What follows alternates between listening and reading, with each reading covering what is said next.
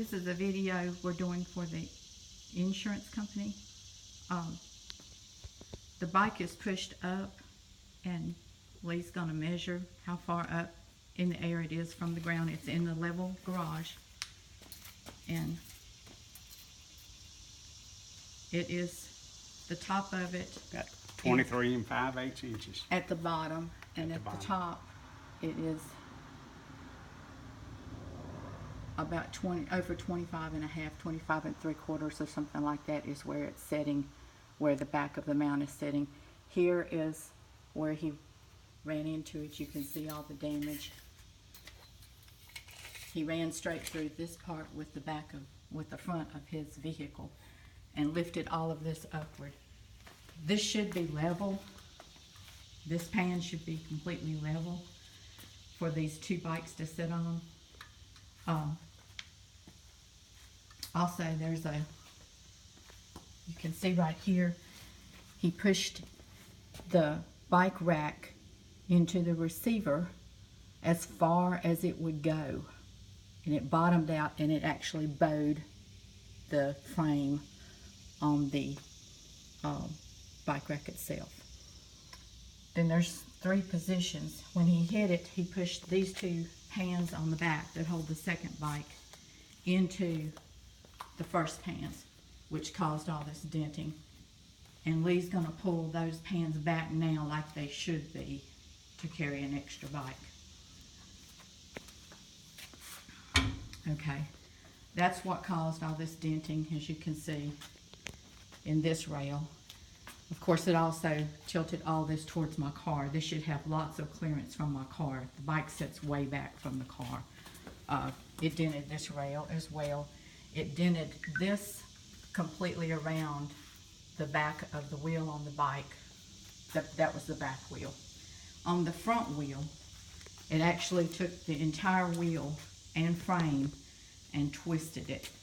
So the wheel, instead of sitting straight in the pan, it actually pushed it as far as it could. So both wheels were pushed as far as they could go against the car, against the frame, and push way up. What stopped the whole rack from going into the back of the car any further was this was as far as it could go in the 2-inch receiver. And the seat of the recumbent stopped right there, and it couldn't go any further. So it just, when the seat of the recumbent, the middle of the bike hit here, then it just wrapped both ends around it, and it's a carbon fiber bike. So it bent the fork, and well, it just did a lot of damage to the bike. As far as the rack, we're gonna put the replacement rack. This is a new rack that's on it. We're gonna put a replacement rack on it that we just got and measure the difference of where it's supposed to be. You shouldn't be able to see all this underneath, and those pans should be even, and they should be level. They shouldn't be sticking up in the air. Also, there's 3 positions on this, and my husband can show them to you. We're gonna fold these racks down. They ratchet down.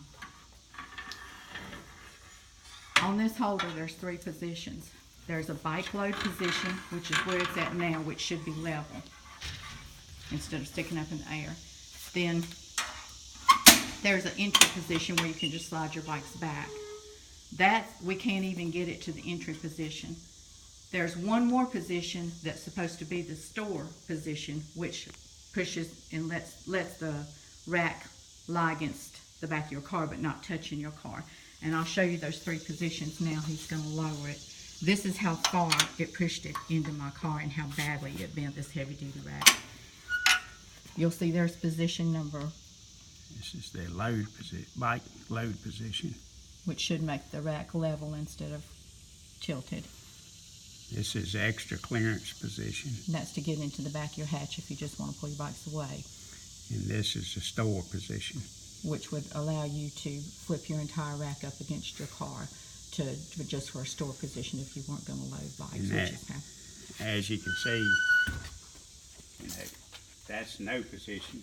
There's bike load position, which is way too high.